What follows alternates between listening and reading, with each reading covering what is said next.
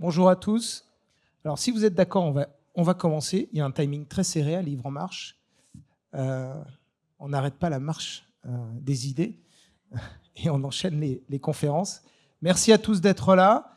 Merci à tous d'être là, surtout pour parler d'un sujet. On aura une petite partie questions-réponses à la fin. Donc, n'hésitez pas à lever la main.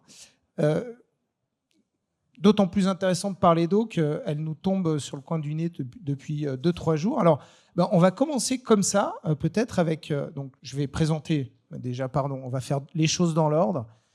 Charlène Descolonges, hydrologue. Est-ce que tu peux te présenter en quelques mots ? Oui, bonjour à toutes et à tous. Je suis Charlène Descolonges, ingénieure hydrologue. J'ai travaillé pendant 7 ans ici, en Haute-Savoie. Bon, c'est les voisins. Mais j'ai travaillé sur la question de l'eau dans l'Arve et le partage de la ressource en eau avec des élus et les acteurs du territoire. Donc, j'ai une petite spécificité locale, on va dire. Et tu prends également souvent la parole sur les questions d'eau, et on en reparlera, qui concernent les stations de ski. J'ai noté une petite citation de toi. La question de l'eau est éminemment politique et démocratique. Nous devons apprendre à la gérer collectivement pour éviter les conflits tout en y associant l'ensemble du vivant. Évidemment, vous avez les bouquins, je vous les montrerai au fur et à mesure, hein, n'hésitez pas, ils sont en signature, en dédicace dans le grand chapiteau des auteurs. Simon Porcher, bonjour, bienvenue. Vous êtes... non, on va se tutoyer, comment on fait ? C'est quoi la règle ? On se tutoie ? Vous pouvez me tutoyer, oui. Olivier Poivre d'Arvor m'a demandé de le tutoyer, donc on va respecter cette règle pour tout le monde. Donc tu es professeur des universités en sciences de gestion et de tarification des services publics de l'eau. Alors, en quelques mots, décrypte-nous ce que ça veut dire. Oui, si on fait très simple, je suis un économiste de l'eau, mais effectivement, je suis professeur en sciences de gestion et je travaille sur le tarif de l'eau potable et sur la gouvernance de l'eau potable en particulier, et de façon plus générale sur la gouvernance de l'eau. Voilà. Et son livre, La fin de l'eau. Ce que je retiens de ce bouquin, qui n'est pas une citation directe, mais qui me semble être le fondement de ce que tu nous racontes, c'est que l'eau est vraiment au croisement de nombreux enjeux de santé publique, d'économie, d'inégalité et de politique. Et puis, Olivier Poivre d'Arvor, merci d'être avec nous. Merci à vous, bonjour.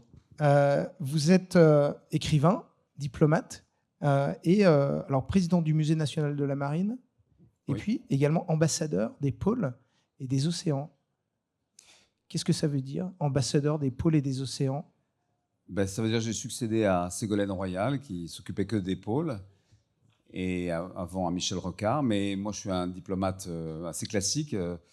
Vous travaillez dans le monde arabe, je suis arabophone, et j'étais ambassadeur en Égypte, en Tunisie. Donc, ces sujets de l'eau, évidemment, j'ai rencontré là. Mais bon, depuis maintenant 4 ans, je m'occupe beaucoup des sujets polaires, donc de la glace de mer, mais aussi de l'eau en général. Et je suis conseiller du président de la République pour organiser une conférence des océans sur les Nations Unies, qui sera un peu la COP des océans, qui aura lieu en juin 2025 à Nice. Voilà.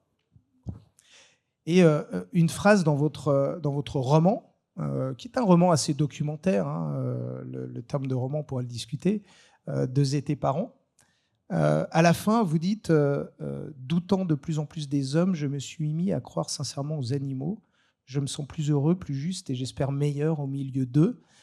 Et dans ce roman, vous vous incarnez en tant qu'auteur en oiseau pour traverser la planète, la survoler et nous raconter à quoi elle ressemble dans un futur proche. J'aime bien les gens quand même, hein, je veux vous rassurer. La preuve, vous êtes là avec nous. On va peut-être commencer puisque on a de l'eau qui nous tombe dessus depuis quelques jours en grande quantité. La semaine dernière, il y a eu des inondations assez dramatiques dans le centre de l'Europe. Donc, la première question, c'est est-ce que vraiment on manque d'eau ? Visiblement, il y en a beaucoup qui tombent. Eh bien, effectivement, ce qu'on se disait avec Simon en aparté, c'est pas la meilleure année pour sortir un livre sur l'eau, sur le manque d'eau en particulier. Ce qui se passe, c'est qu'on a dépassé les 2 limites planétaires de l'eau, que sont l'eau verte et l'eau bleue. Alors, je m'explique. L'eau verte, c'est toute l'eau qui est évapotranspirée par le végétal et qui ensuite, une fois qu'elle est dans l'atmosphère, va être recyclée à l'intérieur des continents. Ce sont ces fameuses rivières atmosphériques, vous voyez, qu'on peut voir à la surface des canopées forestières. En tant qu'oiseaux, on les aperçoit très bien. Et puis l'eau bleue, c'est toute l'eau qu'on voit véritablement dans les lacs, dans les nappes, dans les rivières, etc. Et donc, on a franchi ces 2 limites planétaires parce que, en fait, on a largement asséché certaines nappes, assécher certaines rivières, artificialiser les sols, déforester, et tout ceci a un impact considérable sur le grand cycle de l'eau.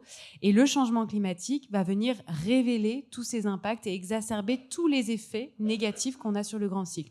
Donc en fait, tout ce qu'on voit aujourd'hui dans les extrêmes, que ce soit les sécheresses ou les inondations, les crues, eh bien, ce ne sont que des manifestations d'un grand cycle de l'eau qui est originellement dégradé par les activités humaines et qui va l'être davantage avec les aléas climatiques.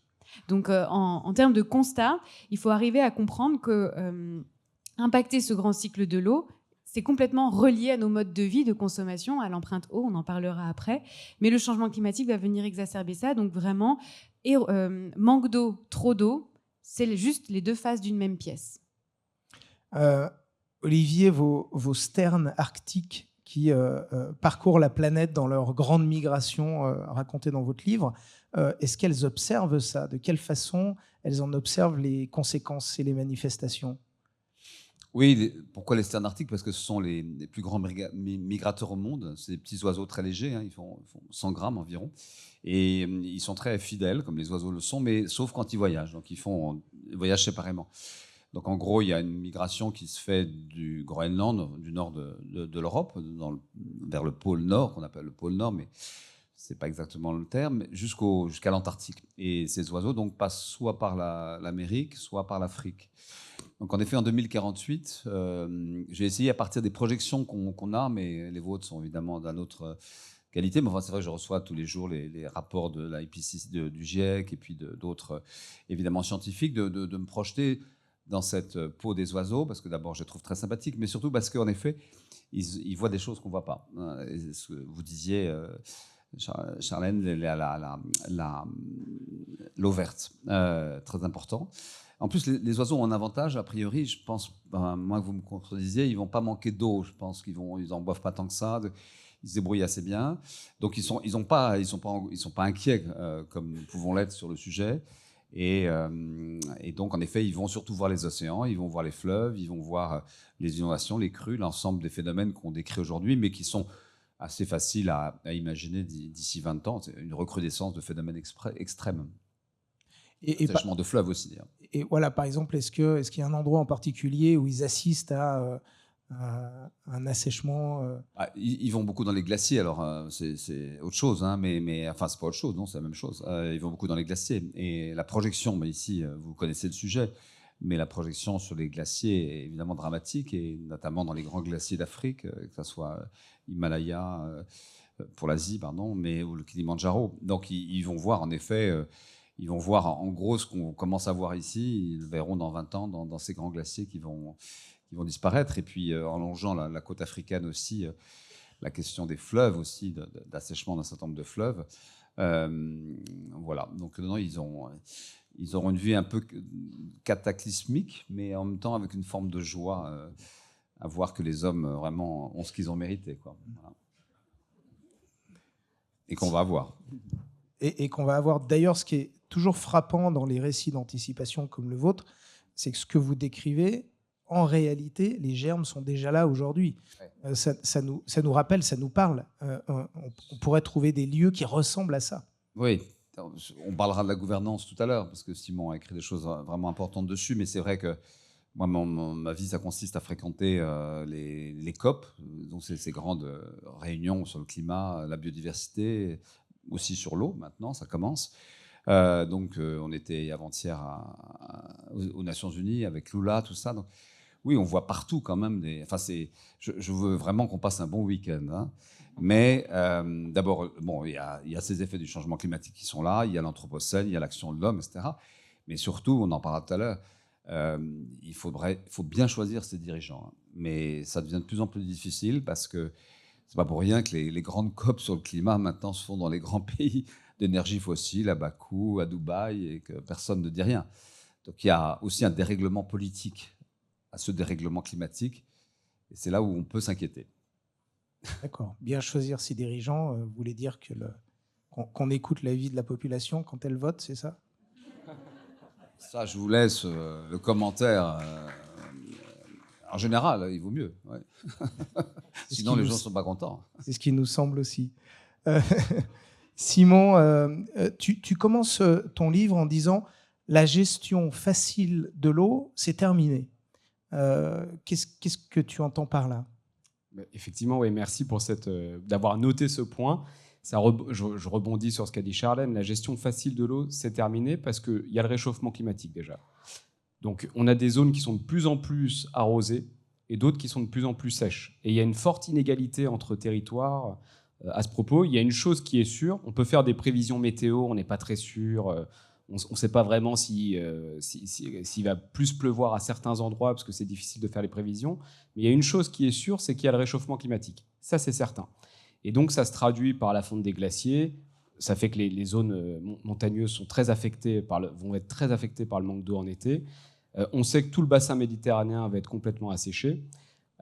Et on n'est plus dans cette gestion facile parce que avant, en fait, la gestion de l'eau, c'était une question d'infrastructure, c'était une question d'investissement ou d'argent. Donc, dans un pays riche, vous prenez les États-Unis, tout l'Ouest américain, c'est une zone aride, sèche, on a réussi à ramener de l'eau. Vous prenez l'Espagne, il y a toute une partie qui est aride, on a construit des grands canaux pour transférer de l'eau entre régions. Et on se disait, le manque d'eau, c'est un problème de pays en développement, ou alors de zones très spécifiques, c'est-à-dire de zones désertiques. Aujourd'hui, non, on voit qu'on est tous affectés par le manque d'eau ou le trop d'eau. C'est important. Hein. Quand il y a des inondations, on coupe immédiatement l'eau du robinet parce qu'elle va être affectée par des polluants, par des bactéries, etc. Donc la gestion de l'eau facile est terminée. On arrive sur la gestion de l'eau difficile, ou sur une gestion de l'eau en tout cas plus fragile, et on doit repenser aussi toutes nos infrastructures pour faire face au réchauffement climatique. Alors, Olivier parlait tout à l'heure, est-ce qu'il y a réellement une gouvernance de l'eau au niveau mondial? Comment est-ce que ça se passe? Parce que ça, c'est quelque chose que j'ai noté aussi, Simon, dans ton livre, c'est que tu parles de l'eau comme d'une ressource locale, mais comme d'un bien commun qui doit être géré en commun. Donc, est-ce qu'au niveau mondial, il y a une gouvernance efficace pour l'eau? Alors, l'eau, effectivement, c'est une ressource qui est territoriale. C'est en ce sens-là que c'est une ressource commune locale, c'est-à-dire qu'on a un bassin, un sous-bassin, sur lequel on va se partager l'eau entre différents usagers. Par contre, comme Charlène l'a dit, il y a cette eau verte. L'eau qui s'évapore n'appartient à personne. Et donc, les précipitations aussi, ou les nuages, n'appartiennent à personne. Et là, on a quelque chose de global, parce que quand on va déforester l'Amazonie, ça a un effet sur les précipitations des pays voisins. Toute la gestion en fait, de notre cycle de l'eau, donc tout le réchauffement climatique, va avoir un effet sur les précipitations et donc sur l'eau qui va être disponible à un endroit donné. Donc on a une ressource territoriale, mais on a un enjeu global. Et en plus, cette ressource territoriale, si vous prenez les bassins, ils ne respectent pas forcément les frontières administratives. Quand vous regardez d'ailleurs la carte des bassins hydrographiques, vous voyez en fait que beaucoup sont transfrontaliers. Et là, on va se fâcher avec les États voisins. Donc, on peut penser à l'Inde et au Pakistan, on peut penser à la Chine et l'Inde, par exemple, même aux États-Unis et au Mexique, et même en Europe, en fait. Quand on a le Rhin, par exemple, ça traverse différents pays, et donc il faut trouver un accord avec son voisin. Et le problème, c'est que souvent, on arrive à trouver un accord avec son voisin le plus proche, mais on oublie qu'il y a d'autres États en amont ou en aval du fleuve avec lesquels on ne discute pas, et donc pourtant, il faut partager la même ressource. Sur le sujet de la gouvernance de l'eau, on est, je pense, très, très en retard, en fait. D'abord parce que l'eau, ça a d'abord été, pendant très longtemps, pendant des siècles, voire plus, des conflits de frontières entre des pays, donc sanglants. Enfin, la quête de l'eau, et tu as décrit un certain nombre en effet, d'espaces de tension, mais enfin, c'était un grand sujet. Aujourd'hui, on est passé à autre chose. On n'est plus tellement dans le frontalier, enfin, on l'est toujours, mais il y a cette vision globale.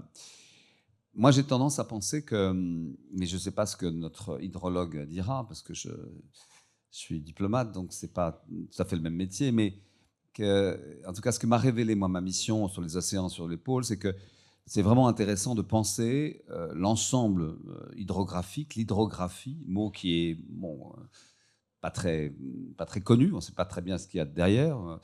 Mais l'hydrographie, c'est vraiment intéressant. Ça vous fait aller aussi bien dans les fleuves, dans les zones humides, ça vous fait évidemment aller dans les océans et pourquoi pas dans les pôles aussi, où vous avez quand même des réserves. L'Antarctique, sous ton contrôle, l'Antarctique, c'est 80% des réserves d'eau douce au monde. On a 77% de l'eau douce est présente sous forme de glace. Voilà, donc vous voyez. 3/4. Donc cet ensemble-là, d'abord, il est considérable, parce qu'il faudrait commencer comme ça. L'eau, c'est évidemment pour beaucoup de gens, c'est le robinet, c'est le manque d'eau, mais c'est aussi un ensemble énorme. Ça représente une masse considérable. Même sur la surface du globe, on dit les océans, c'est 70% de la surface du globe, mais avec cet ensemble que je décris, c'est beaucoup plus de choses. Et tout est relié. On parle de la pollution plastique dans les fleuves, mais évidemment, le problème, il vient dans l'océan, mais il vient des fleuves. Et cet ensemble-là, il est très mouvant en ce moment, me semble-t-il. En tout cas, moi, je connais surtout la question des pôles, qui nous amène à un autre sujet qui est la fonte de la glace, qui seulement, pour moitié, est ce qui explique l'élévation du niveau de la mer. L'autre moitié, c'est encore un problème d'eau, c'est de la dilatation thermique de l'eau. Bon, en Méditerranée, c'est dramatique ce qui se passe. Donc cet ensemble-là, il faut vraiment le penser. C'est comme ça que je trouve que c'est intéressant de rendre compte de ce qu'est aujourd'hui l'enjeu. Et la gouvernance est très en retard. On a eu une conférence, franchement, c'est les Nations Unies, j'en fais partie, mais je ne vais pas dire du mal. Mais enfin, bon, en 2023, je crois d'ailleurs que tu la regardes avec un peu de sympathie. C'est la première grande conférence des Nations Unies sur l'océan. Il y a eu entre-temps il va y avoir 30 COP climat. Là, la prochaine est en Azerbaïdjan, la 29e. Et il y a la première conférence des Nations Unies sur l'océan, si je ne me trompe pas, c'est 2023. Sur l'eau, avec des résultats quand même, des déclarations d'intention. Guterres, il fait toujours des très très beaux discours, mais ce n'est pas suivi de grand-chose, je pense. Tout à fait, parce qu'il n'y a pas de traité engageant comme pour le climat, par exemple. Okay. Voilà. Il manque l'intérêt de l'accord de Paris, 2015, pour résumer, c'est que c'est quand même un traité contraignant et pour lesquels les États ont signé, les États partis à cette COP climat, et qui sont engagés. Alors, ils le font plus ou moins, mais on n'a pas... Il y a un point de référence. Et en tout cas, oui, il y a un point de référence, absolument. Le degré 5, point de référence. Charlène, je voulais juste qu'on revienne sur ce qu'on disait tout à l'heure, sur le lien, que tu nous le détailles un petit peu, parce que ça me semble important, le lien entre réchauffement climatique et cycle de l'eau. Ouais. Et de quelle façon l'un influe sur l'autre. Alors, on va repartir sur les bases. Le grand cycle de l'eau qu'on a appris à l'école, j'ai pour habitude de dire qu'il est faux. Prenez des notes, c'est bon, vous avez des stylos, des papiers. Alors, on a l'habitude, vous savez, de représenter ce grand cycle parfait où l'eau s'évapore des océans, arrive sur les continents et reboucle avec les fleuves et les rivières. Bon, ça, c'est un cycle de l'eau utopique, sans l'homme. Et aujourd'hui, on sait qu'il n'existe pas, ou très peu, d'endroits sur Terre où l'homme n'a pas pris la main sur la ressource en eau. On parle d'appropriation humaine. En fait, c'est une équipe de chercheurs qui a étudié 500 schémas de représentation du grand cycle de l'eau et qui disent qu'en fait, on ne peut pas résoudre les crises de l'eau si on ne représente pas bien le problème. Et donc, ils ont cherché à quantifier tous les flux d'eau qui proviennent des océans, qui arrivent sur Terre. Et ensuite, une fois qu'elle arrive sur Terre, qu'est-ce qu'on en fait, nous ? Eh bien, la principale appropriation de l'eau, c'est celle de l'eau verte. Elle est complètement absente de nos représentations. Et cette appropriation de l'eau verte, c'est le fait de déforester, d'artificialiser les sols, de cultiver des céréales qui sont ensuite alimentées pour le bétail. L'eau verte, c'est l'eau qui est stockée. Je rappelle, il faut rappeler, répéter. L'eau verte, c'est toute l'eau qui est évapotranspirée par le végétal. Et on le mesure avec l'humidité des sols. Okay. Le sol, un végétal a besoin d'eau et il va puiser dans le sol. Donc cette eau verte n'apparaît pas dans les schémas du cycle de l'eau. De même qu'on ne représente pas le fait que l'eau verte est une source de pluie pour d'autres pays. C'est ce qu'on appelle les bassins atmosphériques. Je vais vous dire une chose, moi-même dans mes études, on ne m'a jamais parlé de bassins atmosphériques. On connaît en tant qu'hydrologue les bassins hydrologiques ou les bassins versants. Vous savez, c'est ces cuvettes qui sont délimitées par les reliefs et dans lesquelles s'engouffre la goutte d'eau qui va ruisseler et aller jusqu'à la mer. Mais les bassins atmosphériques, c'est encore très très loin de notre esprit. en fait, c'est ce que disait Simon, où se forme la pluie et une fois qu'elle tombe sur la Terre, où va-t-elle? Et cette gouvernance de l'eau verte, de bassin atmosphérique, elle est complètement absente. Et si on voulait faire une COP eau à l'échelle mondiale, il y a un papier, une étude du centre de recherche de Johan Rockström sur la résilience, qui dit qu'il faudrait faire une gouvernance mondiale sur ces bassins atmosphériques. Si, effectivement, on déforeste, si on bitume un sol, largement sur un territoire, on va influencer les pluies des autres pays ou d'autres régions. Et ça, c'est quelque chose de fondamental. Donc, le changement climatique va exacerber ça. Je lis énormément de papiers sur l'impact à la fois de nos activités humaines, mais du changement climatique, sur la trajectoire des précipitations et leur intensité. Et en fait, on n'est pas prêt. On n'a pas compris encore le problème et ça va encore s'exacerber avec ce réchauffement climatique. Donc le process, c'est pour 1 degré de réchauffement supplémentaire, plus 7% de vapeur d'eau en plus dans l'atmosphère. Et avec ces courants atmosphériques, cette eau va se répartir différemment dans l'espace et dans le temps. Dans l'espace, le pourtour méditerranéen va s'assécher, on aura un peu plus de pluie dans le nord de l'Europe, et c'est surtout dans le temps, et c'est ce qu'on voit très bien, notamment avec la tempête Boris tout récemment, les précipitations vont tomber d'un coup, des seaux d'eau en l'espace de quelques heures. Et ça, ces événements, ces précipitations extrêmes, on sait, avec le changement climatique, vont augmenter. Les sécheresses des sols aussi vont augmenter. Et on n'est pas du tout prêt à faire face à ces deux extrêmes, à passer du tout au rien, ou du rien au tout, plutôt. Simon, l'homme a mis en place des règles de gouvernance de l'eau pour la gérer. Et puis, il y a aussi la question de l'infrastructure qui est adaptée à ce type de climat. Est-ce que tu pourrais nous rappeler, peut-être un petit rappel historique sur l'évolution de la gouvernance et différents types de gouvernance qu'il y a eu jusqu'à aujourd'hui, nous faire un petit peu une sorte de mini-cours en quelques minutes? Oui, je vais essayer, alors sans être historien, mais je vais tirer les grandes lignes. Sur la gestion de l'eau, la première évolution, c'est ce qu'on appelle le génie civil. Donc c'est vraiment l'infrastructure. Construire tout simplement un canal qui va amener de l'eau d'un fleuve à une grande ville. C'est typiquement ce qu'on voit sous l'Empire romain, par exemple, où on a l'eau courante, elle est vraiment courante, l'eau abondante qui est détournée d'un fleuve pour venir chez les Romains. Avec déjà une première question qui se pose, celle de l'inégalité de l'accès à l'eau, puisque l'eau traverse toutes les campagnes, ne dessert absolument pas les campagnes, mais va desservir par contre la ville de Rome. Les Romains ont aussi inventé une deuxième chose, je fais très vite, hein, ça dure vraiment 1 minute. Une deuxième chose, c'est la cloaca maxima, effectivement, donc, qui est une forme d'égout en fait, gigantesque, et qui montre bien que l'eau ne doit pas être dissociée de l'assainissement. C'est très important, on parle beaucoup d'eau, on oublie souvent l'assainissement qui est extrêmement important, puisque dans les pays en développement, on rejette encore 80% des eaux usées directement dans la nature, c'est-à-dire sans les traiter. Chez nous, c'est important de le rappeler, l'eau du robinet qui coule est collectée, traitée, nettoyée avant d'être rejetée dans la nature, pour pas qu'il y ait trop de microbes ou de traces de polluants. Donc ça, c'est une première étape. La deuxième étape, elle est beaucoup plus contemporaine, il s'est passé plein de choses, hein, mais je vais très vite, c'est celle de la santé publique. Donc c'est l'hygiénisme, les fontaines à Paris, qui est très lié d'ailleurs à notre rapport à l'eau, et ça, je pense que Charlène pourra en parler. C'est la mauvaise odeur de la Seine, en fait, qui pousse aussi à l'hygiénisme, parce qu'on sent que la Seine est très sale, et donc on se dit qu'on va créer des réseaux d'égouts, justement, et qu'on va donner accès à l'eau potable à la population. Pour la santé publique, Louis Pasteur disait on absorbe 90% de nos maladies. En fait, on boit 90% de nos maladies. Ce qui montre bien le lien aussi entre santé publique et eau, qui est terriblement important. C'est le premier geste barrière de se laver les mains.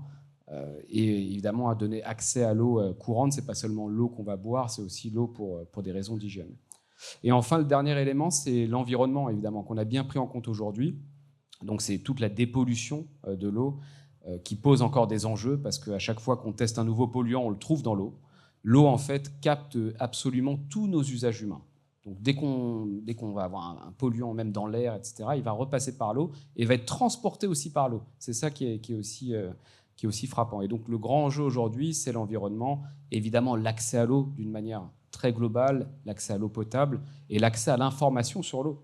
On connaît très peu de choses sur l'eau. Là, sur le cycle de l'eau, ce que disait Charlène, c'est très important, et d'où l'importance je rebondis sur la gouvernance globale, l'importance des COP sur l'eau, c'est que c'est une manière aussi de diffuser les résultats scientifiques. Et Charlène est très jeune, mais en fait, si tu n'as jamais entendu parler des bassins hydrographiques, c'est peut-être que c'est une des avancées scientifiques des dernières années. Et en fait, on doit baser aussi nos décisions politiques sur ces avancées scientifiques. Mais voilà, très rapidement, pour l'histoire de l'eau, Rome, l'hygiénisme et aujourd'hui la planification environnementale et la dépollution. Et sur ce, l'eau se remet à tomber au-dessus de nos têtes. Quand les sternes voyagent au-dessus de la planète, quels sont un peu les endroits clés, peut-être un ou deux endroits très symboliques que tu souhaiterais peut-être nous mettre en avant?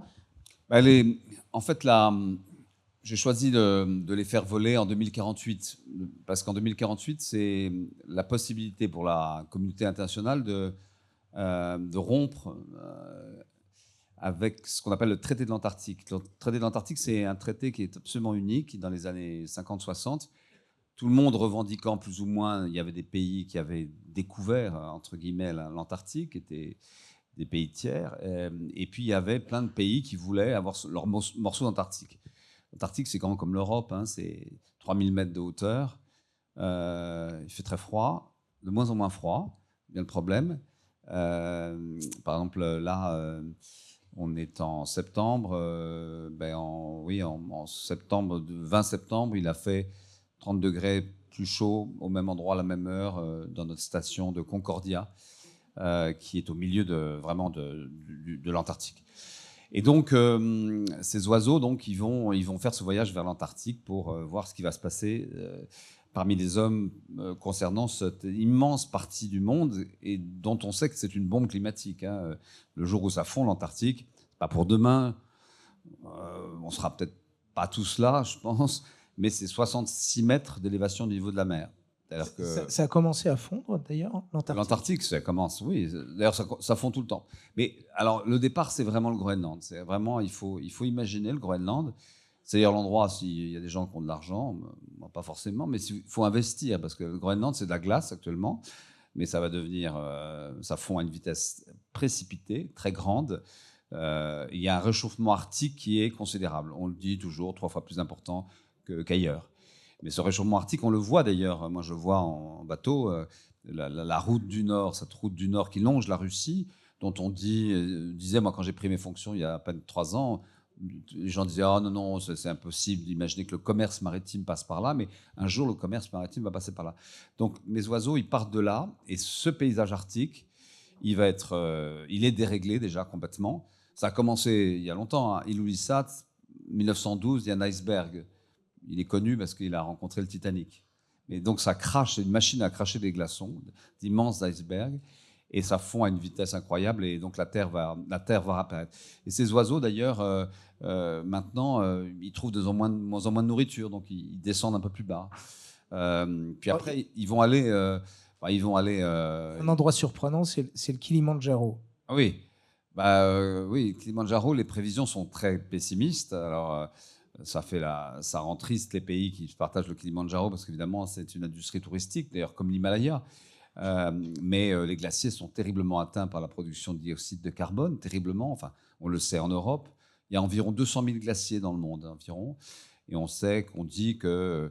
Alors, il y en a des plus ou moins grands, mais les grands, Perito Moreno, tous les grands glaciers d'Amérique latine, d'Afrique, d'Asie, qui sont là vraiment très importants à des hauteurs extrêmes, les plus de 8000 mètres vont fondre à une vitesse grand V et commencent déjà à fondre.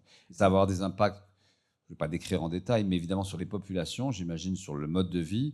On dit que d'ici 2100, c'est 800 millions de personnes qui vont être affectées par la fonte des glaciers, tous ces bassins versants, par les activités agricoles aussi. Il va y avoir un manque d'eau énorme. Alors là, il y a une description, et je vais me permettre de la lire rapidement parce que vous allez comprendre. Donc, la glace a disparu du Kilimandjaro, le plus haut sommet d'Afrique. Il y a un grand musée suspendu dans les airs à 5500 mètres d'altitude à l'aide de pylônes et de câbles en acier qui raconte la magnifique histoire du glacier perdu. Et c'est aujourd'hui l'attraction principale. Une noria d'hélicoptères pour les plus fortunés des touristes et un téléphérique géant pour quelques 10 000 autres contemplateurs quotidiens de l'effondrement total de la cryosphère qui conduisent à une large dalle artificielle, etc. moi, ça me fait penser quand même à quelque chose. Chamonix, nos stations de ski, Ouais. où la mer de glace recule Ouais. et on construit un glaciarium pour expliquer la disparition des glaciers. Parce qu'il ne s'agit plus seulement de fonte des glaciers, il s'agit de disparition des glaciers. Oui, et ce qu'on a on a commencé à dessiner, ce sont les impacts en cascade de cette disparition des glaciers. C'est-à-dire que le régime des rivières et des torrents va être profondément modifié. On va passer d'un régime glaciaire avec des hautes eaux estivales à un régime ensuite nival, c'est-à-dire le pic de crue va s'avancer plutôt au printemps et ensuite on va voir apparaître les sécheresses estivales. En fait, les glaciers sont nos remparts aux sécheresses, nos remparts naturels, c'est notre capital qui permet d'avoir de l'eau en été. Aujourd'hui, on en profite, je dirais, parce qu'on a beaucoup d'eau en abondance. Les territoires qui se situent en aval jouissent de cette fonte des glaces pour faire turbiner les centrales hydroélectriques, pour refroidir nos centrales nucléaires. Aujourd'hui, les centrales du Rhône fonctionnent grâce à l'Arve qui naît de cette fonte des glaces du Mont Blanc. Et l'Arve est froid, le Rhône peut se rafraîchir après le lac Léman grâce à l'Arve et donc on peut refroidir nos centrales nucléaires grâce à ces torrents glaciaires. Et c'est pour ça que historiquement on a implanté nos centrales nucléaires en circuit ouvert sur le Rhône. La plupart des glaciers, des torrents glaciaires du monde le sont comme ça. Mais pour combien de temps ? Et ça rappelle à la question de notre table ronde, c'est pour combien de temps ? Et cet horizon du temps, effectivement, dans les projections climatiques et hydroclimatiques, on sait qu'à partir de 2050, viendra cette bascule où les régimes vont complètement basculer. Et là, il va falloir qu'on revoie complètement nos usages de l'énergie, de l'agriculture, du tourisme, des industries, de l'eau potable. Qui va en profiter en premier ? Et ça pose la question de la gouvernance. Parce qu'aujourd'hui, on a une méthode d'adaptation, sont les bassines avec la version montagne, que sont les réserves ou les réserves, les retenues d'eau pour la neige de culture. Aujourd'hui, dans le discours un peu officiel, c'est notre façon de nous adapter. C'est-à-dire, il manque d'eau, pas de problème, on va la stocker, et puis quand elle tombe, et puis on va pouvoir l'utiliser quand on en a besoin. Ça, c'est une question très contemporaine. Simon, sur les bassines et sur les retenues d'altitude, est-ce que c'est véritablement un bon moyen de s'adapter à ce qui arrive ? Alors, sans être géologue, retenir l'eau, c'est un des moyens, effectivement, la stocker, de capturer, de la préserver et de l'utiliser plus tard. Alors, ça dépend quelle eau on retient. En fait, c'est ça la grande question. Si vous prenez les méga-bassines qui font beaucoup débat, le problème des méga-bassines, c'est qu'on puise l'eau directement dans la nappe. Et la nappe, en fait, c'est déjà un réservoir. Une nappe d'eau, donc souterraine, stocke l'eau dans des bonnes conditions. Et là, la méga-bassine est contestée parce que justement, on va puiser de l'eau qui est déjà stockée dans une nappe pour la stocker en plein air, où elle peut être évaporée, où elle peut être exposée à différents types de microbes ou de polluants. Même si dans les méga-bassines, on les considère souvent comme une maladaptation. Alors, je vais vous dire pourquoi. Adaptation, oui, parce qu'on puise en hiver quand il y a beaucoup d'eau dans les nappes pour consommer ensuite en été et donc préserver la nappe en été. Ça, c'est le volet positif de la méga-bassine. Le volet négatif de la méga-bassine, qui est le mal dans maladaptation, c'est que ça suppose en fait qu'il pleut encore en hiver. Et donc, on n'est pas dans une zone qui est trop déréglementée sur les précipitations, par exemple. Après, il y a d'autres choses. Ça peut aussi... Quand vous pompez massivement dans une nappe, les géologues vous disent que la nappe aussi peut se rétrécir. Et donc, le réservoir souterrain peut se rétrécir parce qu'elle se contracte. Il y a plein de limites. Mais en tout cas, il y a une vraie question politique aussi. Est-ce qu'on veut rester sur 200 mégabassines comme actuellement ou est-ce qu'on va aller, par exemple, sur 2000 mégabassines ? Et donc là, il y a une vraie décision politique. En tout cas, c'est sûr que la solution n'est pas adaptée à tous les territoires. Et tu précises, l'agriculture représente environ 70% des prélèvements d'eau dans le monde. Dans le monde, oui. En France, beaucoup moins. Ouais, en France, moins. Dans le monde, oui. 9%. Par contre, c'est la consommation. Et c'est là qu'il faut faire la différence entre eau prélevée et eau consommée. L'eau qui est consommée ne retourne pas dans le milieu. Et en France, le premier usage qui consomme le plus d'eau, c'est l'agriculture, l'irrigation agricole, qui est pour une grande partie dédiée à l'irrigation des monocultures de maïs. Et donc, pour revenir à cette question des mégabassines, et peut-être qu'après on passera sur la version savoyarde, le problème n'est pas c'est un sujet quantitatif, évidemment. Et le sujet de la maladaptation, c'est de risquer un effet rebond, c'est-à-dire que plus on va avoir besoin d'ouvrages de stockage, plus on va en construire, plus on va augmenter finalement les prélèvements dans la nappe qui vont finalement déconnecter la nappe à un moment donné de la rivière et provoquer des assèchements en été. Donc ça, c'est un risque qui n'a pas été vraiment évalué. Et il y a un volet qualitatif qui passe complètement en dehors des radars. En fait, on ne se rend pas compte que ces méga-bassines ou ces ouvrages de substitution soutiennent une forme d'agriculture intensive qui va utiliser beaucoup d'intrants chimiques, d'engrais azotés, de pesticides. Et finalement, là où on a mis les méga-bassines, c'est là qu'on retrouve le plus de pesticides dans les nappes, dans l'eau du robinet aussi. Et donc, ce sont les citoyens qui vont payer la facture, in fine, de la dépollution de leur eau potable. Alors, on glisse directement sur la question savoyarde ou la version savoyarde des méga-bassines, que sont les retenues collinaires qui servent à retenir l'eau nécessaire à la neige de culture. Oui. Alors, l'argument qu'on entend et qu'on nous répète, c'est « ne vous inquiétez pas, la neige de culture, on prélève l'eau, on la stocke, on en fait de la neige, et puis la neige, à la fin de l'hiver, elle fond, et donc elle revient à la nature. Donc, finalement, on n'a fait que ralentir le cycle de l'eau. » Ça, c'est le discours que j'ai encore entendu la semaine dernière de la part d'un responsable des pistes. Donc, on ne fait pas de mal à la nature. Charlène, je sais que tu as 2-3 nuances à apporter à cette analyse. Pas si simple que ça. Effectivement, sur le papier, c'est merveilleux. On ne perturbe pas trop le grand cycle de l'eau, sauf que déjà, une retenue collinaire, elle va capter les eaux de ruissellement, les eaux de pluie qui vont ruisseler et alimenter directement la retenue, sauf que la plupart des retenues utilisées pour la neige de culture vont pomper dans une source, dans une rivière directement, et parfois même pire, dans une nappe en fond de vallée qui vont faire remonter. Donc c'est pas du tout le principe logique d'alimentation par gravité, l'eau gravitaire. Donc c'est déjà d'un point de vue énergétique une aberration. Et ensuite, l'eau qui est stockée, l'été, va s'évaporer de plus en plus. Donc, qu'est-ce que font ? Et en plus de ça, pour faire passer ces ouvrages, on va développer le multi-usage. Moi, je dis souvent multi-usage, multi-conflit.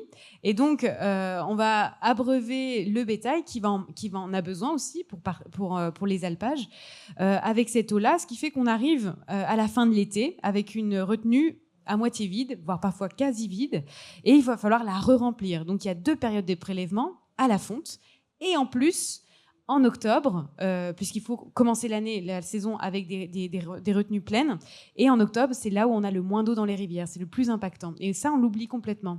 Et il faut rappeler que 80% de la production de neige de culture a lieu dans les stations de ski avant l'ouverture du domaine, c'est-à-dire quand il commence à faire froid, au mois d'octobre, enfin maintenant c'est plus au mois de novembre, sur des périodes de plus en plus courtes. Là, typiquement, cette année, il n'y aura pas de problème. On aura bien rempli nos retenues. Il y a de l'eau en quantité. Il n'y a aucun souci. Mais c'est, encore une fois, cette vision à long terme, est-ce que ça va tenir encore un certain nombre d'années jusqu'en 2030 ?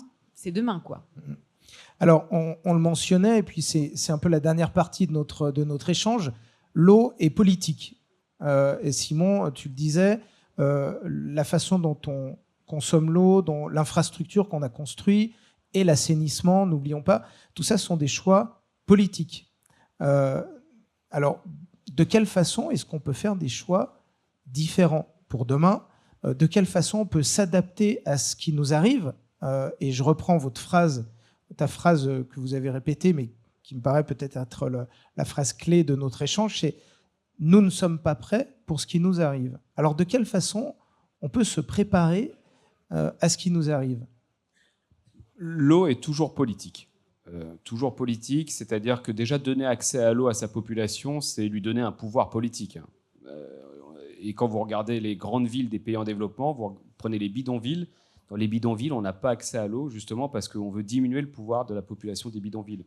On veut leur donner des conditions de vie les plus défavorables pour que les personnes quittent le bidonville et qu'on puisse ensuite construire des projets urbains sur le bidonville. Donc donner accès à l'eau, c'est déjà un acte politique, c'est donner du pouvoir à sa population. Et puis effectivement, il y a une question de choix politique. On en a parlé sur les méga-bassines, on en a parlé sur la gouvernance globale de l'eau.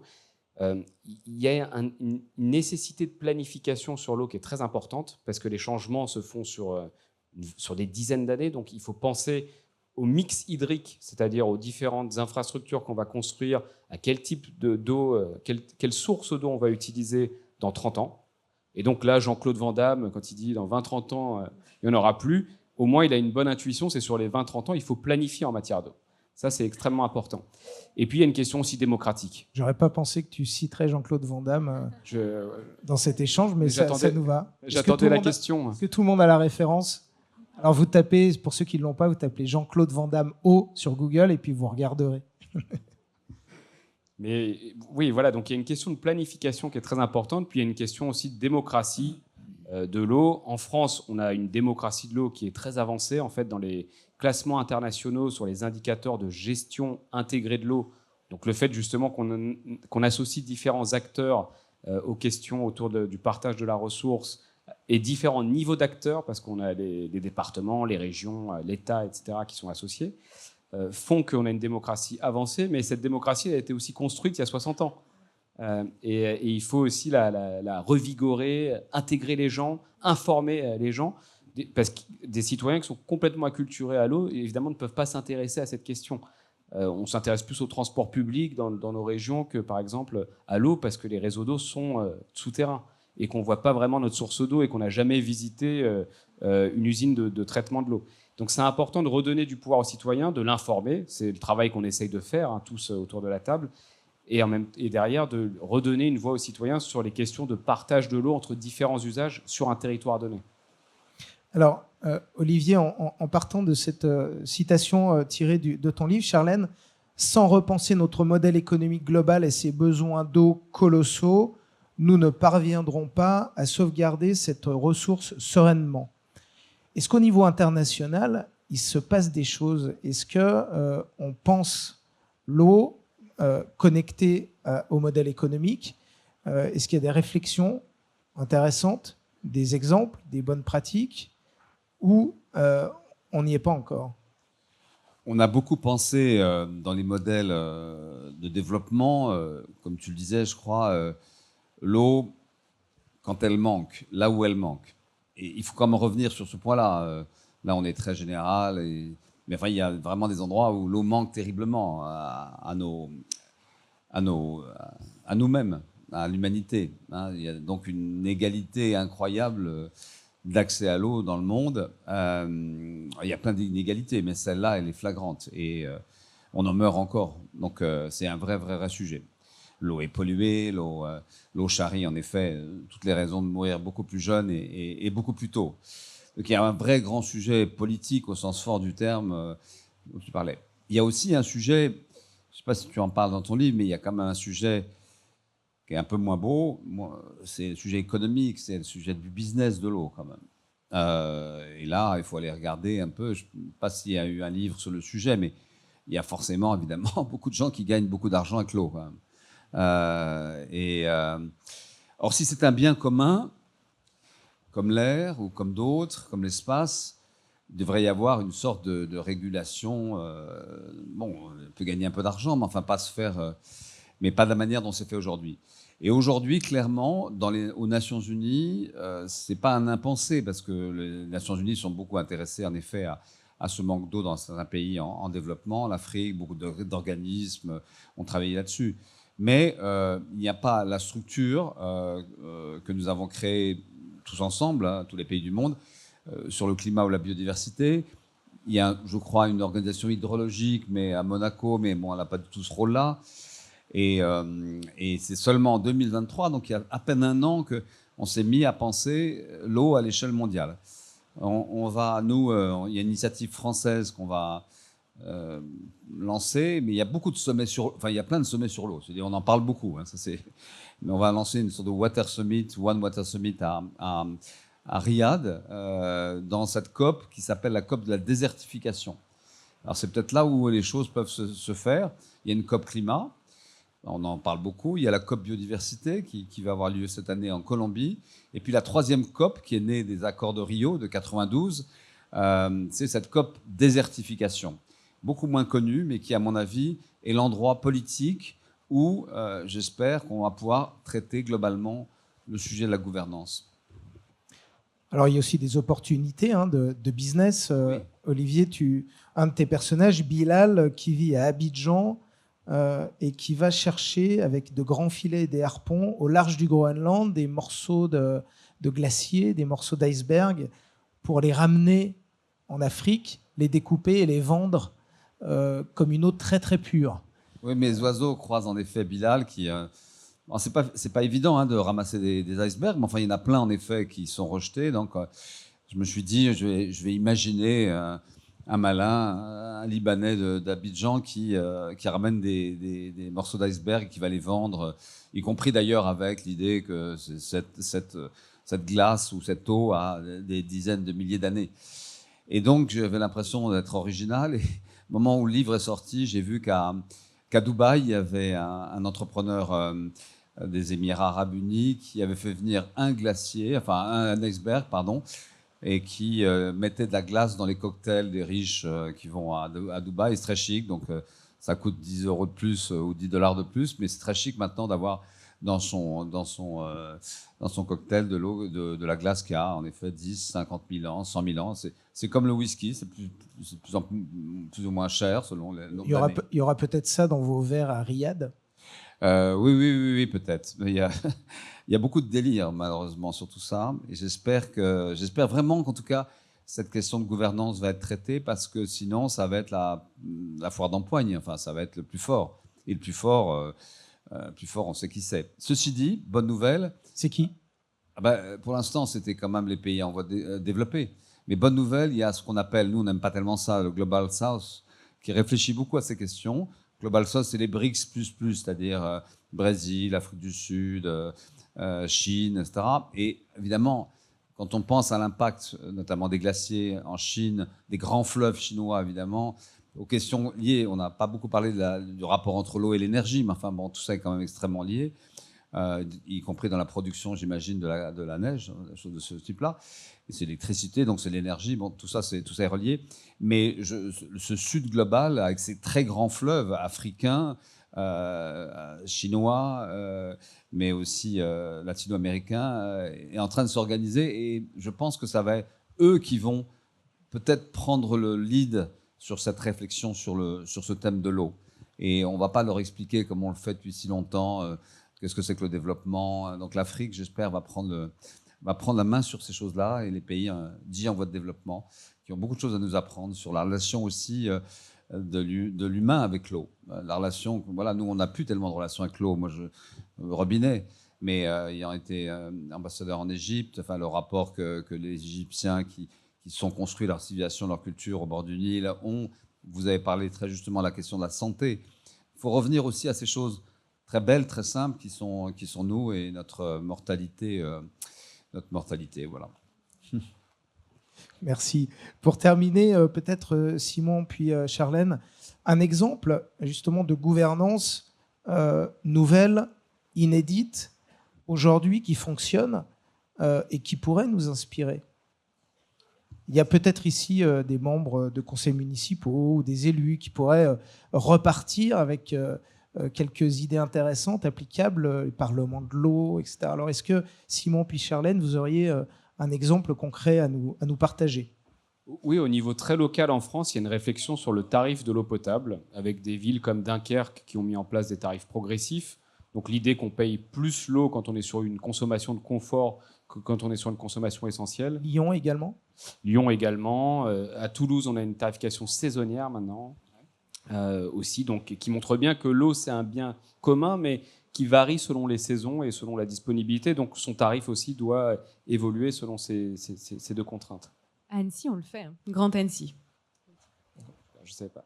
Alors, tu mentionnes aussi dans ton livre la remunicipalisation de l'eau, c'est-à-dire les villes comme Lyon qui reprennent la régie de l'eau pour la gérer, pour pouvoir proposer ce genre de tarification innovante ou de gestion de l'eau plus adaptée. Effectivement, en France, depuis 10 ans, un peu plus, depuis 15 ans, en fait, on a un mouvement de remunicipalisation ou de passage en régie ou de retour en régie pour la gestion de l'eau potable. Ça a commencé avec un exemple, avec notamment la ville de Paris, qui n'est pas la première à remunicipaliser, mais qui avait mis ça au cœur de son programme politique. Et ça permet en fait souvent d'innover socialement. Alors, on peut très bien innover dans un contrat avec une entreprise privée, hein. Donc, puisque c'est un contrat qu'on négocie. Mais à Paris, en l'occurrence, ça a permis le retour des fontaines, notamment, et des latrines en masse sur la ville de Paris. À Lyon, ça permet effectivement de passer avec ce tarif progressif. Ça permet de reconnecter même la population à l'idée que l'eau doit être gérée en commun et donc que les politiques aussi doivent être beaucoup plus présents dans la gestion de l'eau. Donc c'est pour ça qu'on voit ce mouvement de remunicipalisation. Parfois, ça s'accompagne aussi comme des parlements de l'eau potable où on va impliquer les citoyens dans la gestion du service d'eau potable. Donc c'est une bonne chose, en tout cas, que le politique s'en saisisse et qu'on voit ces mouvements de remunicipalisation, de ce point de vue. Olivier, tu voulais intervenir ? Non, un petit mot après. Mais... Alors, D'accord. ça, c'est la première étape. Et merci, Simon, de le rappeler, parce que c'est la première brique que je pose dans le nouveau livre. Se reconnecter à son petit cycle de l'eau. D'où vient mon eau potable ? Combien elle coûte ? Qu'est-ce qu'elle devient ensuite, l'assainissement ? Et je pense que c'est la première étape. Ça, c'est ton nouveau livre, Agir pour concrètement, l'eau. avec quelques conseils très, très pratiques. Très pratique. Comment je peux savoir que mon eau potable est de bonne qualité ? Qui gère l'eau sur mon territoire ? Comment je peux m'impliquer, etc. Première chose, c'est ça. Ensuite, je parle de l'empreinte eau. On n'a pas eu le temps de l'aborder aujourd'hui, mais pour moi, c'est quand même fondamental. Tu peux nous rappeler ce que c'est ? L'empreinte eau, c'est toute l'eau qui est cachée derrière notre alimentation, nos vêtements, l'énergie, les objets numériques, les objets électroniques et le numérique. En fait, tout ça, ça a une empreinte eau qui va devenir de plus en plus tangible sur le territoire, vu qu'on va électrifier notre parc automobile, on va avoir besoin de lithium pour nos batteries. Donc, on va ouvrir une mine de lithium en France, dans l'Allier, aussi en Alsace, assembler ces batteries dans des gigafactories dans le nord de la France qui vont pomper beaucoup d'eau. Et en fait, tout ça, c'est de l'eau. C'est de l'eau qu'on ne sait pas, qui est cachée derrière nos... Et donc, par chaque exemple, jour, un portable, un téléphone 12 portable. 000 litres d'eau, un portable. Un jean, 11 000 litres d'eau. Ça, c'est un objet. Mais par contre... Le plus fou, c'est notre alimentation. Et en fait, par jour, je vous invite vraiment à calculer votre empreinte eau. Peut-être que vous avez calculé votre empreinte carbone, mais en fait, c'est complètement lié. Sur nos gestes climat, aujourd'hui, maintenant, vous pouvez, en remplissant le même formulaire, pas d'autres questions à poser, vous avez votre empreinte carbone et votre empreinte eau. Et votre empreinte eau, elle se situe entre 5 000 et 9 000 litres d'eau par jour. 5 000 et 9 000 litres d'eau par jour, c'est l'équivalent de 25 baignoires ou 50 baignoires qu'on remplit virtuellement d'eau. Et ça montre à quel point on est dépendant des autres ressources, des autres pays, qui sont aussi en stress hydrique. Et ça, on n'en parle jamais de cette empreinte eau, et elle est énorme, elle est complètement liée à nos modes de vie. Ça veut dire qu'on transporte de l'eau aussi dans les produits. Exactement. Quand on transporte des céréales, on transporte de l'eau virtuelle. Quand on transporte des smartphones, on transporte de l'eau virtuelle. Et ça, c'est vraiment c'est affolant de voir à quel point on n'en parle pas. Donc voilà, ça fait son chemin, mais je vous invite vraiment à déjà calculer votre empreinte eau, en parler, la réduire, donc ralentir nos modes de consommation, nos modes de vie, et s'engager. Et en fait, la troisième étape, je dirais, pour élargir cette question de la gouvernance et du Parlement de l'eau, c'est pas que technique, c'est pas que politique, c'est aussi du sensible. Les gens sont attachés à leur eau, les gens sont attachés à leurs rivières, à leurs lacs, à leurs glaciers. Et en fait, je pense que c'est important de reconnecter les gens à cet attachement sensible. En fait, on est complètement interconnectés à eux, reliés à eux. Et donc, il y a beaucoup de citoyens qui, aujourd'hui, veulent s'intéresser et s'impliquer dans les décisions qui sont prises sur leurs fleuves, sur leurs lacs, sur leurs rivières. Et aujourd'hui, dans notre gouvernance française, on ne peut pas. On leur ferme la porte. Pourquoi ? Parce que ce sont des parlements de l'eau représentatifs. Si vous n'êtes pas élu, si vous ne travaillez pas vous n'êtes pas représenté dans une chambre d'agriculture, si vous êtes éloigné de ces sujets-là, vous n'avez pas votre place dans le Parlement de l'eau. Donc moi, je dis, ouvrons la place et faisons quelque chose de plus participatif, ouvert aux citoyens, en les informant, en les formant. Et je vais donner un exemple. Sur le Rhône, l'Assemblée populaire du Rhône est née de la Convention citoyenne du climat en France. En fait, ce sont les Suisses qui ont vu la CCC. Ils ont dit « mais c'est génial ce que vous avez fait !» Bon, ça n'a pas donné grand-chose, mais... Tu veux dire que des Suisses ont trouvé que les Français faisaient un truc de bien ? Un truc démocratique.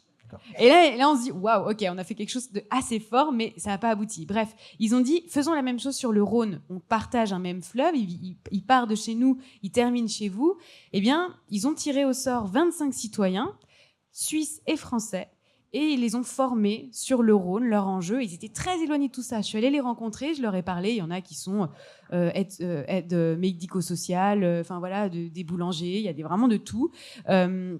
Et ils sont devenus très attachés au Rhône et ils ont rendu leur conclusion il y a quelques mois en disant le Rhône, en fait, on veut prendre sa défense, on veut vraiment lui donner des droits et instaurer des conseils de gardiens qui vont le défendre et qui vont participer aux décisions qui sont prises sur le Rhône. Parce qu'aujourd'hui, la gouvernance actuelle ne permet pas de protéger et de représenter les intérêts du Rhône. Donc je vous encourage vraiment à le faire. Vous pouvez déjà regarder ces initiatives, voire même en lancer une chez vous.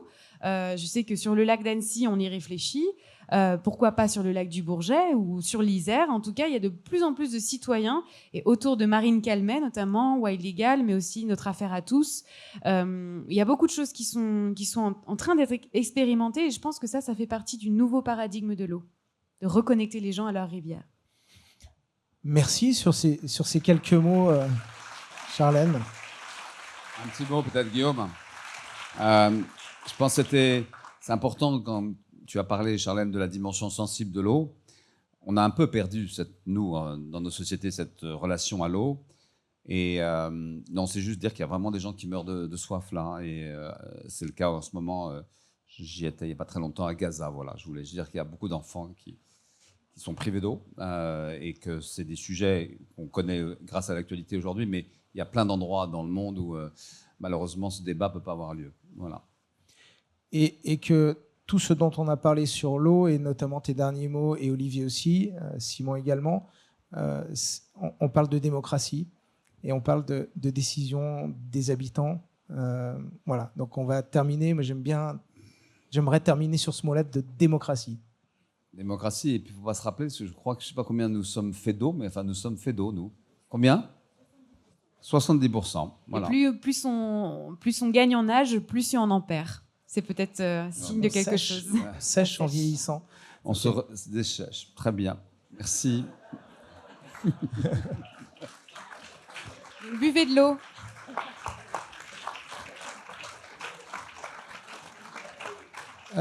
Super, merci beaucoup Charlène pour ça. Vous avez regardé, non ? Pardon ? Vous avez un peu regardé en disant ça, non ? Plus moi que vous d'ailleurs. Non, ouais. que... Alors, merci beaucoup tous les trois, c'était passionnant, trop court. Je vous incite à lire leurs livres qui sont en vente et donc dédicacés dans l'attente des auteurs. On a un petit moment pour échanger, prendre vos questions. Donc, si vous en avez, il y a des micros. Levez la main pour poser une question. Vous levez la main. Et s'il vous plaît, levez-vous aussi pour qu'on puisse vous voir à la caméra quand vous posez votre question. Merci, monsieur. Bonjour, merci. Moi, je m'appelle Philippe. J'habite en Haute-Maurienne, donc dans un petit village qui s'appelle Villarodin-Bourget, en amont de Modane. Et là, il y a d'immenses travaux qui sont en cours parce qu'il y a un projet qui s'appelle le Lyon-Turin 2. Ils veulent faire une deuxième ligne de train, et en fait les travaux actuels de préparatoire montrent beaucoup de dégâts sur les paysages, et ça c'est évidemment visible, mais ce qui est invisible c'est les dégâts sur l'eau, parce que quand on creuse un tunnel, il y a 164 km de galeries qui sont prévues d'être creusées, et dans cette montagne, gigantesque réservoir d'eau, on estime en fait à 120 millions de mètres cubes d'eau par an qui vont être soustraits à la montagne. C'est l'équivalent en fait de la consommation d'eau d'une ville de 1 million d'habitants. Et en fait, moi, la question que je me pose, c'est est-ce que véritablement on ne va pas augmenter, on va dire, le stress hydrique de la montagne, parce qu'il y a une sécheresse climatique qui est en cours, y compris en montagne, mais on va ajouter à cette sécheresse climatique une sécheresse hydrologique. Alors voilà, quelles questions on peut avoir, quelles réponses on peut avoir face à ce genre de projet qui date de 1990, qui est un projet donc du XXe siècle. Est-ce qu'on ne va pas pouvoir arrêter ce genre de projet ? Et enfin, il y a une deuxième chose, c'est qu'il y a eu une enquête d'utilité publique pour modifier les périmètres de captage d'eau potable, parce qu'en traversant la montagne, on traverse aussi des périmètres de captage d'eau potable. Et en fait, il y a un problème majeur entre la qualité et la quantité d'eau. Est-ce que véritablement, si on soustrait beaucoup d'eau de la montagne, est-ce que la qualité ne va pas en souffrir? Quelle question. Alors, en très court, évidemment, la quantité et la qualité sont complètement liées. J'ai commencé un petit peu à en parler avec cette histoire de méga-bassines. En fait, moins on a d'eau, moins les rivières seront capables de diluer les polluants. Les polluants vont se concentrer et surtout l'été, avec le réchauffement des eaux, on a une baisse d'oxygène et donc apparition plus favorable pour les algues, les cyanobactéries, etc. Donc oui, c'est tout l'enjeu, c'est de garder le plus possible d'eau dans nos rivières en été pour être en capacité de continuer à rejeter les effluents de stations d'épuration, etc. Parce que on aura de plus en plus de difficultés à ce niveau-là. Pour le Lyon-Turin, je connais pas très bien le dossier, je dois l'avouer, mais par contre, je suis très souvent alertée sur ce projet qui, effectivement, va assécher certaines sources et modifier le parcours de l'eau et le drainer le plus possible, alors que c'est tout l'inverse que je prône, c'est garder l'eau dans les sols le plus possible, dans les sources le plus possible, parce que tout ce qui consiste à drainer consiste à assécher encore plus, en fait, les terrains et donc accroître le risque de sécheresse en été. Malheureusement, quand ce sont des vieux projets qui datent, ils n'ont pas été forcément bien dimensionnés ou étudiés. Bon, je sais qu'il y a eu des études de fait assez récemment, je ne les connais pas, mais il est clair qu'on ne peut plus penser comme avant, en fait. Il faut vraiment prendre en compte l'évolution climatique qui va impacter davantage ces sources. Et effectivement, alors s'ils vont assécher certaines sources, j'imagine qu'ils vont interconnecter avec d'autres sources, c'est-à-dire aller chercher l'eau encore plus loin pour l'acheminer, parce qu'on aura effectivement asséché ces sources-là. Donc c'est vrai que c'est dommage, mais j'ai pas parlé de mon association pour une hydrologie régénérative qui vise à régénérer massivement les cycles de l'eau. On pourra en parler si vous venez me voir, mais il y a plein de choses en fait. Pour contrebalancer ça, il y a plein de choses qui permettraient de garder l'eau le plus possible dans les sols, dans le végétal, pour être plus résilient face au changement climatique. Merci Charlène. Est-ce qu'il y a une autre question? Oui. Merci beaucoup déjà à tous les trois pour cette intervention. On a beaucoup parlé des quantités d'eau qui étaient très fluctuantes, on allait passer vraiment d'inondations à la sécheresse, etc. Mais on a moins parlé de la qualité de l'eau et on a tous les problèmes de pesticides. On a beaucoup parlé des PFAS ces derniers mois. On ne parle même pas des hormones qui circulent, etc. Merci la pilule. Et du coup, en tant que citoyen, qu'est-ce qu'on peut faire exactement ? Alors, merci Charlène déjà pour les premières suggestions à un niveau local, mais on sait que l'eau, c'est un transport de tous ces perturbateurs, etc. Donc, c'est clairement là, Olivier, de ton côté que ça doit se jouer, parce qu'on parle d'une pollution sur la planète entière. Un polluant en Inde va finir par retomber chez nous, et c'est vice-versa. Du coup, qu'est-ce qu'on peut faire, nous, pour essayer de faire bouger les lignes et inciter les politiques publiques à prendre vraiment cette question de gouvernance de l'eau? Comment on peut faire bouger tout ça, en fait? C'est vrai que le sujet, il est traité en silo dans différentes organisations. Il y en a une qui est active sur les sujets dont vous parlez, dont tu parles, l'OMS, l'Organisation mondiale de la santé. Mais ça ne traite pas, ça traite qu'une petite question. Puis ça traite souvent des sujets très, très, très locaux, des épidémies, dans l'urgence souvent. On manque de cette... mais bon, je pense que tout ça est assez neuf. Hein, c'est très récent, cette vision que tu portes d'ailleurs en tant qu'hydrologue.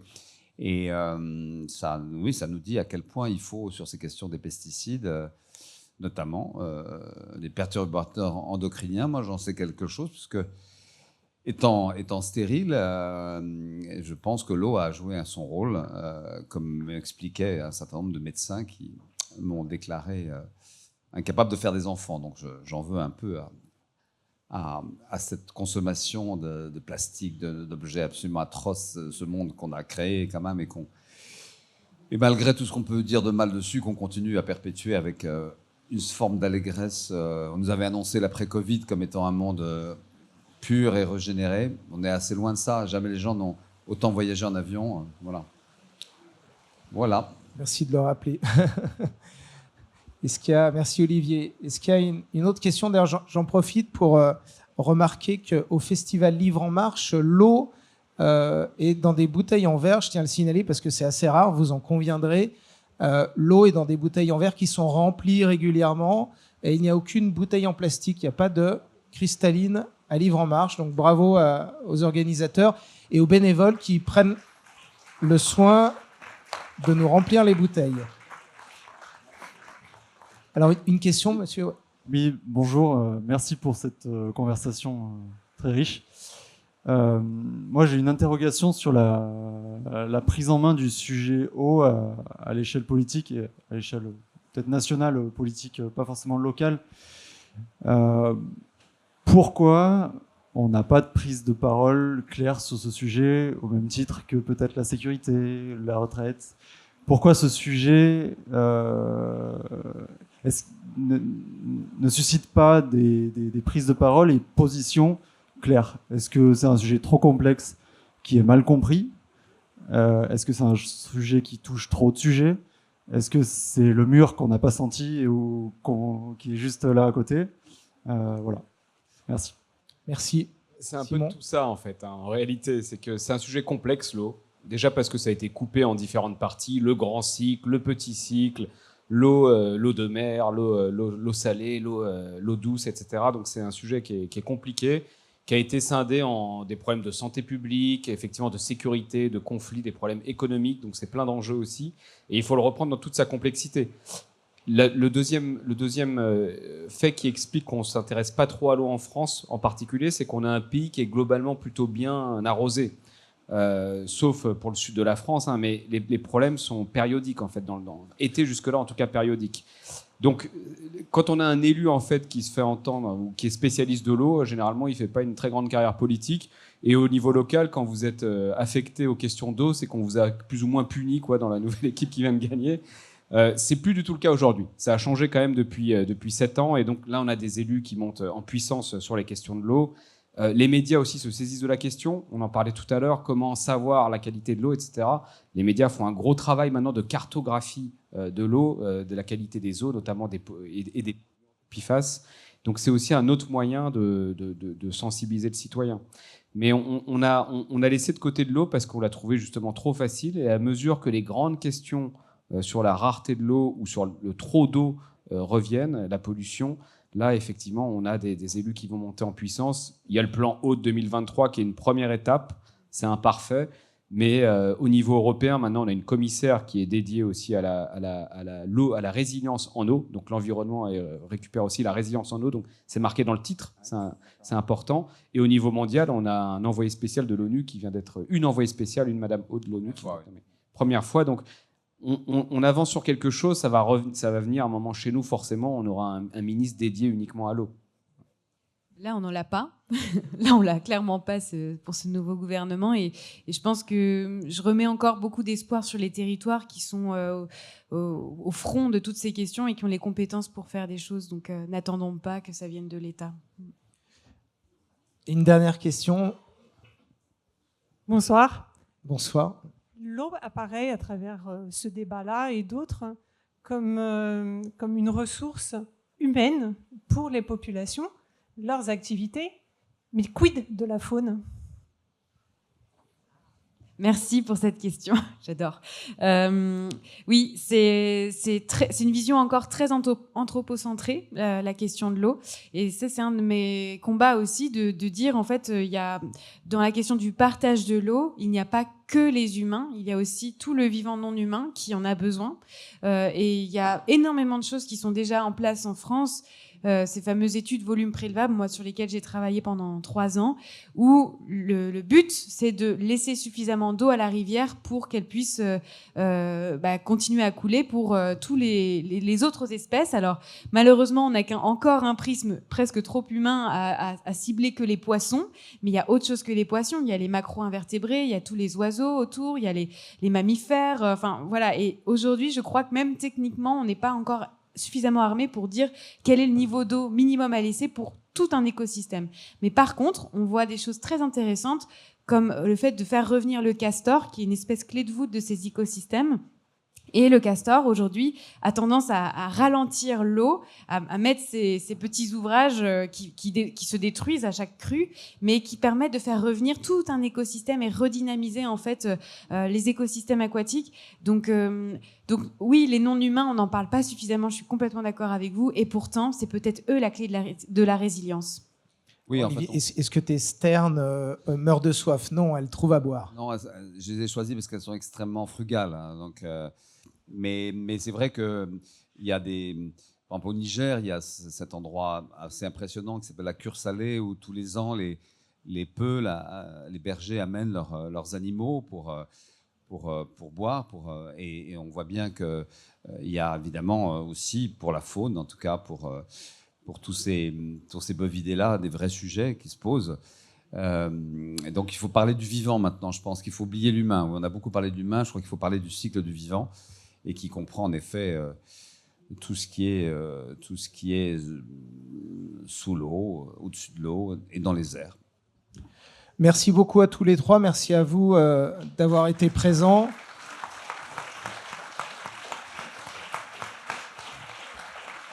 Et puis visiblement, vous maîtrisez bien ici, vous maîtrisez bien les sujets de l'eau. Merci Olivier Poivre d'Arvor, merci Simon Porcher, merci Charlène Descolonges. Vous êtes présents dans l'attente pour signer et continuer la conversation. Merci à tous. Merci. On marche.